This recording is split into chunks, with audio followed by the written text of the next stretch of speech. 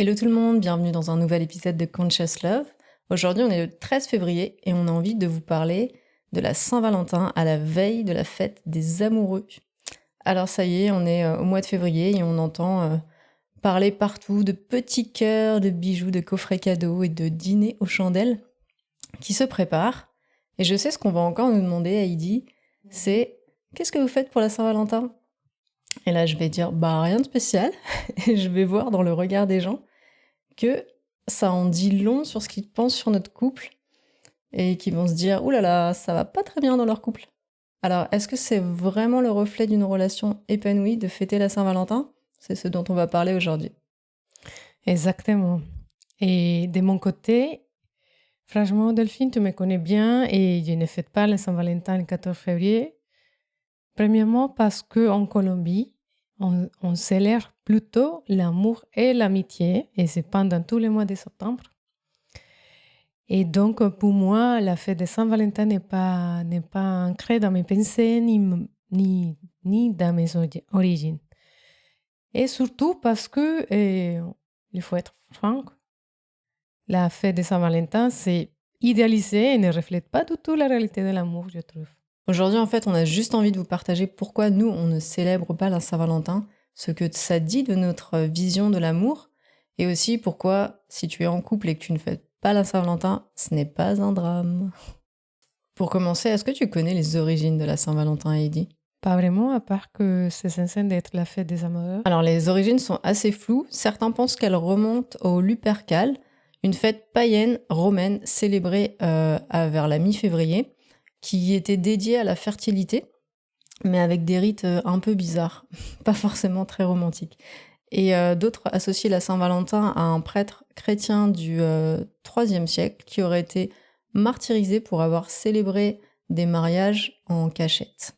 En fait, c'est qu'au XIXe siècle qu'on commence à voir apparaître le phénomène qu'on connaît actuellement avec la création des Valentines, des petits mots doux que les amoureux et les très bons amis s'échangeaient en fait ou s'envoyaient. Ok, je comprends. Donc, à l'origine, n'est pas vraiment une fête romantique. Exactement. C'est au fil du temps en fait que c'est devenu une fête vraiment commerciale comme on la connaît actuellement avec l'échange de cartes, de roses, de fleurs, de cadeaux et uniquement réservée aux amoureux alors qu'avant elle était aussi célébrée par les amis pour célébrer l'amitié. Et donc je trouve ça assez dommage que ça soit réduit à ça. Oui, je comprends. Heureusement, en Colombie, on garde toujours l'esprit de célébrer l'amitié également pendant le mois de septembre. Et dis-moi Heidi, pourquoi ça te dérange de fêter la Saint-Valentin ? Alors, pour moi, le Saint-Valentin représente l'histoire d'amour Disney, un peu illusoire, c'est-à-dire une image idéalisée de l'amour où tout est parfait et sans effort, et ça peut nous faire croire que l'amour se résume à des gestes romantiques ponctuels d'une journée, alors qu'en réalité, il se construit tous les jours, jour après jour, avec ses hauts et ses bas. Exactement, et cette vision, moi je trouve que ça peut créer des attentes irréalistes et aussi amener des déceptions. Mais pour moi, ce qui me gêne le plus, c'est plutôt d'avoir une date précise pour fêter l'amour et notre couple. Alors j'entends ceux qui me disent que c'est une occasion de plus pour se faire un cadeau ou pour fêter quelque chose dans leur couple. Mais j'ai l'impression que ça se réduit à ça et je trouve ça dommage en fait s'il y a que ce moment-là dans l'année pour célébrer leur amour. Oui, je comprends.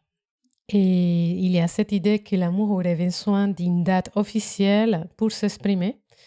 C'est comme si on disait, bon, le 14 février, il faut sortir les grands jeux, être romantique, se faire des cadeaux, etc. Mais qu'est-ce qui se passe dans les autres jours, en fait? C'est pour moi, tout ce qui se passe dans toute la longueur de l'année, c'est ça le plus important. Pour moi, l'amour se construit tous les jours, pas juste le 14 février. Ouais, et sinon on peut aussi parler du fait que ça soit une fête hyper marketée. J'ai l'impression qu'au-delà de célébrer l'amour, on célèbre plutôt la consommation. Pourquoi ce jour-là, les roses deviennent 5 fois le prix, les restaurants affichent des dîners spécial Saint-Valentin à 3 fois plus cher? J'ai un peu du mal avec cette idée-là. Donc, cette idée que ces jours-là, c'est 3 fois plus cher, c'est ça révolte dans mon intérieur parce que ça nous dirige vers la consommation. Et donc, ça peut amener une pression énorme. Il y a ceux qui doivent prouver leur amour avec un resto, un cadeau, un voyage, et ceux qui se sentent pas très bien et qui ne font rien, en fait. Genre, ils se sentent nuls s'ils ont rien fait ou s'ils n'ont pas amené leur copine au resto ou ce genre de choses, non? Il y a un sentiment de honte, peut-être. Et les célibataires, alors, on ne parlait pas de célibataires. Et cette fête, donc, peut leur rappeler qu'ils ne sont pas ou elles ne sont pas en couple. C'est pourquoi j'aime bien l'idée de fêter l'amour et l'amitié et au quotidien et surtout de valoriser les amitiés parce que au-delà du couple, il y a aussi les liens amicaux qui sont très importants. Une autre chose qui me gêne vraiment dans cette fête, c'est le fait que ça soit hétéronormé et genré. Moi, je m'y retrouve pas du tout. En fait, toutes les pubs sont faites pour les couples hétéro cis. Donc, je trouve que ça pose problème sur ce que la société nous définit en fait de l'amour et des couples. Où sont les couples LGBTQ où sont les relations hors normes, les relations non monogames, les relations polyamour, etc. en fait. Je trouve ça dommage que cette fête réduise l'amour à ce modèle bien précis qui nous enferme un petit peu. On va dire que fêter la Saint-Valentin, c'est bien, mais ça veut dire quoi au fond? Parce que s'asseoir dans un resto bondé et scroller sur son téléphone entre deux plats et se dire à peine 3 mots, est-ce que c'est vraiment ça, célébrer l'amour? Offrir un espace parce que c'est la tradition, sans réelle intention derrière. Est-ce que c'est un vrai geste d'amour ou juste une case à cocher? Pour moi, ce qui compte, ce n'est pas une date, mais de cultiver la connexion, l'intimité, la sécurité émotionnelle au quotidien, pas à pas, tous les jours. Ouais, tout à fait. Bon, attention, hein, on dit pas que c'est mal de fêter la Saint-Valentin. Si toi, t'adores fêter la Saint-Valentin et que ça te met vraiment en joie, bah vas-y. Mais je dis juste que si tu te sens un peu forcé ou que ça te fait pas réellement plaisir, il serait peut-être temps de se questionner là-dessus et de pas avoir peur de remettre en question cette fête-là. Oui, donc je te propose de célébrer plutôt l'amour et l'amitié toute l'année. Par exemple, tu peux créer des rituels de couple et un dîner sans téléphone chaque semaine, par exemple. Un moment de câlin et de caresses les matins ou les soirs avant de s'endormir. Aussi, ça crée une connexion très forte.